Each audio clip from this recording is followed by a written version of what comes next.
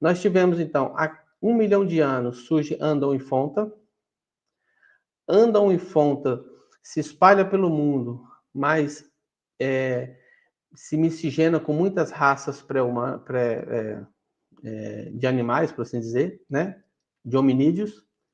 Alguns se mantêm puros dentro desse grupo de andonitas puros. Essa é a primeira raça, os andonitas.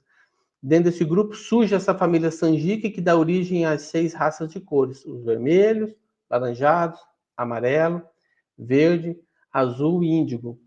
Essas são as 6 raças de cores. Então, nós já temos 7 raças. Os andonitas, né? Primeiro os andonitas, depois as outras 6, nós já temos 7 raças. Muito bem. Qual que é o próximo a surgir nessa linha cronológica aí? A próxima raça a surgir, ela é proveniente dos descendentes do príncipe dos assessores do príncipe. Algum tempo atrás, nós fizemos uma live e eu falei sobre eles, os famosos Anunnaki, né? O que eles fizeram? Eles vieram de Jerusalém, cada um vinha de um mundo diferente, eles eram seres mononciais. Chegando aqui, o príncipe planetário escolheu 100 pessoas entre os andonitas, 50 homens, 50 mulheres. Então, esses andonitas tiveram seus corpos modificados e também deram o seu plasma vital para que fosse construído corpos para os 100 assessores do príncipe. Então, nós tínhamos ali 200, 100 eram andonitas modificados e 100 eram clones desses corpos modificados, que foram o receptáculo, né? Vamos dizer assim, o sustentáculo para a existência daqueles 100 assessores que haviam vindo de Jerusalém, porque eles eram, nesse estágio lá em Jerusalém, seres moronciais. Chegando aqui, eles adquiriram esses corpos.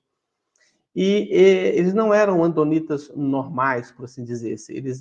Eles viviam, né, infinitamente, enquanto estivessem conectados aos circuitos de energia do espaço, que são circuitos específicos que dão essa vida eterna, por assim dizer, e combinados com o fruto da árvore da vida, eles viveriam, né, indefinidamente.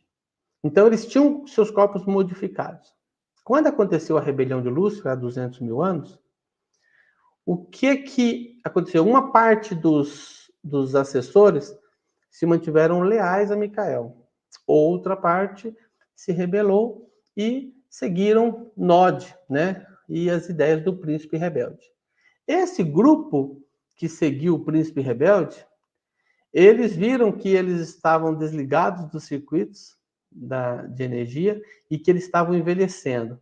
Sendo assim, eles decidiram deixar uma progênie. E aí eles começam um cruzamento entre si também com outras pessoas entre os andonitas.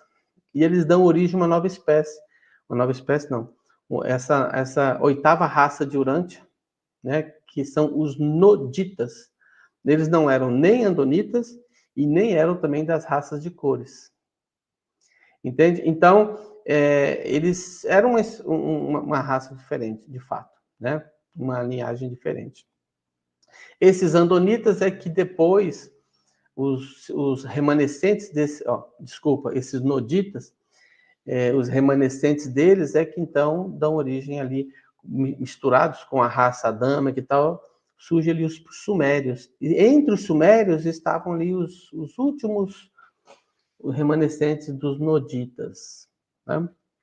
Então, nós tivemos aí agora os andonitas, que foi há 1 milhão de anos. Há 500 mil anos surgem as raças de cores, que são da família Sanjique, 6 raças. Depois nós tivemos os noditas, que surgiram há 200 mil anos, que é ali que, depois da rebelião, eles começam esse processo de reprodução. E aí nós temos a última raça a surgir em Urântia, que aconteceu com a vinda do casal Adão e Eva. Há 37 a 38 mil anos atrás, vieram para cá Adão e Eva. Eles são seres da sede de Jerusalém. Lá eles também são materiais. e eles vivem exatamente para cumprir essas missões nos planetas. São chamados de filhos materiais. E esses filhos materiais, eles têm a missão de ir a um planeta, lá eles devem formar uma nova raça de sangue puro violeta, que é a espécie, o casal Adão e Eva, né? A raça deles. E aí, depois de um tempo, quando eles já formaram uma nação forte, poderosa, eles começam, então, a miscigenar com as espécies humanas, com as raças humanas, para contribuir, fazer uma limpeza biológica, né? Uma elevação biológica das espécies nativas desses planetas. Então, nós recebemos esse casal de elevadores biológicos. Eles deveriam vir aqui, se estabelecerem aqui, formar uma grande nação e depois começar esse processo de elevação biológica. Bom, nós sabemos a história, né? Sabemos que Adão e Eva falharam, eles não cumpriram a sua missão. Em 100 anos que eles estavam aqui, eles falharam. E aí, quando eles falharam, foram rebaixados à condição de humanos, eles perderam também essa imortalidade, e aí eles começaram a envelhecer e certamente iriam morrer. Foi o que aconteceu. Antes da morte, né, de Adão e Eva, eles ficaram aqui por mais de 100 anos ainda. E aí foi nesse período que Adão e Eva fizeram o máximo que podiam para contribuir com a sua genética. Já que eles não tiveram tempo para fazer uma nação, depois fazer com que esse sangue, né, limpo, puro, os adamitas, eles não ficam doentes, eles não são sujeitos ao ataque de vírus, bactérias, como a gente, né, que está sempre lidando com alguma doença, porque a gente está sempre sendo atacados por esses micro-organismos, essas infecções, né, que a gente tem. Isso é causado por vírus, bactérias, e isso, além disso, somado a isso, nós temos o problema das deficiências genéticas, os erros, né, que ocorrem na hora da formação de uma criança. Então, os adamitas, eles não têm esse problema, não nascem seres, por exemplo, com deficiência genética, e também não estão sujeitos ao ataque desses micro-organismos. Então, isso seria de grande valia quando um adamita tem um filho com um ser humano, uma raça comum do planeta, nativa, o sangue do adamita, ele é dominante, os seus genes são dominantes. Nós estudamos lá que tem os genes dominantes e os genes recessivos, né? Então, os dominantes, eles dominam, aquela característica se sobrepõe. Então, quando eles têm filhos, a característica dominante deles se sobrepõe, e os filhos nascem também com essa característica de não estar sujeitos ao ataque de micro-organismo e também de não ter deficiência genética. Com o tempo, o sangue do casal Adão e Eva é espalhado e derramado, vamos dizer assim, miscigenado por toda a humanidade, e a gente vai superar essa questão. Só que nós sofremos ainda hoje porque eles falharam. Muito bem. Eles são o que o livro de Urântia chama de a raça violeta, a nona raça de Urântia. E é por isso que hoje nós somos essa mistura toda aí. Hoje o sangue, nós temos aí, muito provavelmente, correndo em nossas veias, né? Vestígios dos andonitas, naturalmente, né? São os nossos ancestrais mais distantes. Nós temos ali a característica de alguma das raças de cores, ou até mais de uma, né? Porque houve miscigenação. Aqui no Brasil, por exemplo, nós temos a mistura de sangue indígena com o índigo negro, com o branco que veio da Europa, né?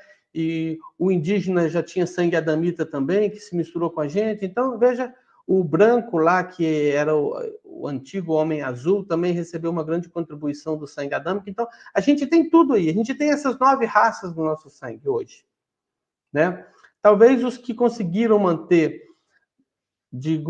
essa questão da genética das raças de cores mais pura tenham sido os índigos negros que se reclusaram que se mantiveram reclusos ali na África, né, por um grande período. Talvez eles se mantiveram puros por um tempo. Depois misturou também Hoje, no Brasil, nós temos também essa contribuição do índigo negro no nosso sangue.